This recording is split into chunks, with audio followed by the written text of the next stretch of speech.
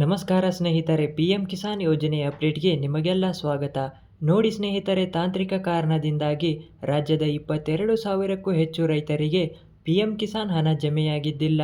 ಕೂಡಲೇ ಬಾಕಿ ಉಳಿದವರ ಖಾತೆಗೆ ಹಣ ಜಮಾ ಮಾಡಬೇಕೆಂದು ಕೃಷಿ ಸಚಿವಾಲಯ ದಿನಾಂಕವನ್ನು ಫಿಕ್ಸ್ ಮಾಡಲಾಗಿದೆ ಸ್ನೇಹಿತರೆ. ರಾಜ್ಯದ ರೈತರಿಗೆ ಸಿಗುವ ಬಹುತೇಕ ಎಲ್ಲ ಸರ್ಕಾರಿ ಸೌಲಭ್ಯಗಳು ಈಗ ಆನ್ಲೈನ್ ಮೂಲಕವೇ ನೇರವಾಗಿ ಬ್ಯಾಂಕ್ ಖಾತೆಗೆ ಜಮೆಯಾಗುತ್ತಿವೆ. ಆದರೆ ಇತ್ತೀಚೆಗೆ ಹಲವು ರೈತರಿಗೆ PM ಕಿಸಾನ್ ಹಣ, ಬೆಳೆ ಹಾನಿ ಪರಿಹಾರ ಹಾಗೂ ಬೆಳೆ ವಿಮೆ ಹಣ ಈ ಎಲ್ಲ ಹಣವು ಸರಿಯಾಗಿ ತಲುಪುತ್ತಿಲ್ಲ ಎಂಬ ಮಾಹಿತಿಗಳು ಕೇಳಿಬರುತ್ತಿವೆ. ಇದಕ್ಕೆ ಪ್ರಮುಖ ಕಾರಣ ಏನು ಅಂತ ನೋಡೋದಾದ್ರೆ, ರೈತರ ಫ್ರೂಟ್ಸ್ ID ಅಪ್ಡೇಟ್ ಆಗದಿರುವುದು. ಹೌದು ಸ್ನೇಹಿತರೆ, ರೈತರು ಈಗ ತಮ್ಮ ರಾಜ್ಯದ ಫ್ರೂಟ್ಸ್ IDಯನ್ನ ಕಡ್ಡಾಯವಾಗಿ ಕೇಂದ್ರ ಸರ್ಕಾರದ IDಗೆ ಲಿಂಕ್ ಮಾಡಬೇಕು. ಹೀಗೆ ಅಪ್ಡೇಟ್ ಮಾಡಿದರೆ ಮಾತ್ರ ನಿಮ್ಮ ಖಾತೆಗೆ ಹಣ ಜಮೆಯಾಗುತ್ತದೆ ಎಂದು ಸರ್ಕಾರ ಕಟ್ಟುನಿಟ್ಟಿನ ಸೂಚನೆ ನೀಡಿದೆ. ಹಾಗಾದರೆ ಈ ಸೆಂಟ್ರಲ್ ID ಎಂದರೇನು ಮತ್ತು ಹೇಗೆ ಲಿಂಕ್ ಮಾಡುವುದಂತ ನೋಡೋಣ ಬನ್ನಿ. ಕೇಂದ್ರ ಸರ್ಕಾರದ ಹಣಕಾಸು ಸಚಿವಾಲಯದ ಅಗ್ರಿಸ್ಟಾಕ್ ಘಟಕದ ಅಡಿಯಲ್ಲಿ ಈ ಒಂದು ಹೊಸ ವ್ಯವಸ್ಥೆಯನ್ನ ಜಾರಿಗೆ ತರಲಾಗಿದೆ. ದೇಶದ ಎಲ್ಲ ರೈತರ ಮಾಹಿತಿಯನ್ನು ಒಂದೇ ಕಡೆ ಇರಿಸಲು ಒಂದು ಯುನಿಕ್ ಐಡೆಂಟಿಫಿಕೇಶನ್ ನಂಬರ್ ಇದಾಗಿದೆ.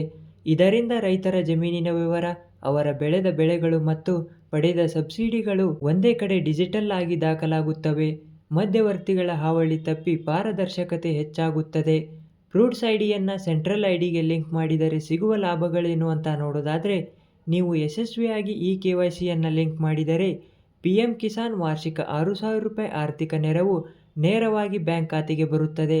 ಬೆಳೆ ವಿಮೆ ಹಣ, ಬೆಳೆ ಹಾನಿಯಾದಾಗ ಸಿಗುವ ವಿಮೆ ಹಣ ವಿಳಂಬವಿಲ್ಲದೆ DBT ಮುಖಾಂತರ ಜಮೆಯಾಗುತ್ತದೆ. ಬೆಂಬಲ ಬೆಲೆ, ಸರ್ಕಾರ ನಿಗದಿಪಡಿಸಿದ ಕನಿಷ್ಠ ಬೆಂಬಲ ಬೆಲೆ ಯೋಜನೆಯಡಿ ಭತ್ತ, ರಾಗಿ ಹಾಗೂ ಜೋಳ ಮಾರಾಟ ಮಾಡಿದ ಹಣವು ಸುಲಭವಾಗಿ ಕೈ ಸೇರುತ್ತದೆ. ಲಿಂಕ್ ಮಾಡಲು ಯಾವೆಲ್ಲ ದಾಖಲೆಗಳು ಬೇಕು ಅಂತ ನೋಡೋದಾದ್ರೆ, ಮೊದಲನೆಯದಾಗಿ ಆಧಾರ್ ಕಾರ್ಡ್, ಆಧಾರ್ ಲಿಂಕ್ ಆಗಿರುವ ಮೊಬೈಲ್ ನಂಬರ್, ಏಕೆಂದರೆ OTP ಬರುವುದರಿಂದ ಮೊಬೈಲ್ ಜೊತೆಗಿರಬೇಕು. ಜಮೀನಿನ ವಿವರಗಳು, ಪಹಣಿ ಮತ್ತು RTC. ಎಲ್ಲಿ ಲಿಂಕ್ ಮಾಡಬೇಕು ಅಂತ ನೋಡೋದಾದ್ರೆ, ರೈತರು ಗ್ರಾಮೋನ್ ಕೇಂದ್ರಗಳು, ರೈತ ಸಂಪರ್ಕ ಕೇಂದ್ರ, ತೋಟಗಾರಿಕೆ ಇಲಾಖೆಯ ಕಚೇರಿ, ಕಂದಾಯ ಇಲಾಖೆ ಅಥವಾ ಪಶುಪಾಲನಾ ಇಲಾಖೆಯ ಈ ಎಲ್ಲ ಕಚೇರಿಗಳಲ್ಲಿ ಮಾಡಲಾಗುವುದು. ಲಿಂಕ್ ಮಾಡುವ ಪ್ರಕ್ರಿಯೆ ಹೇಗೆ ಅಂತ ನೋಡೋದಾದರೆ, ಮೊದಲಿಗೆ ನಿಮ್ಮ ಆಧಾರ್ ಕಾರ್ಡ್ ಸಂಖ್ಯೆಯನ್ನು ಹಾಕಿ ಈ KYCಯನ್ನು ಪೂರ್ಣಗೊಳಿಸಬೇಕು. ನಿಮ್ಮ ಆಧಾರ್ಗೆ ಲಿಂಕ್ ಆಗಿರುವ ಮೊಬೈಲ್ ನಂಬರ್ ಒಂದು OTP ಬರುತ್ತದೆ. ಅದನ್ನು ಹಾಕಿ ನಿಮ್ಮ ಡೇಟಾ ಬಳಸಲು ಒಪ್ಪಿಗೆಯನ್ನು ನೀಡಬೇಕು.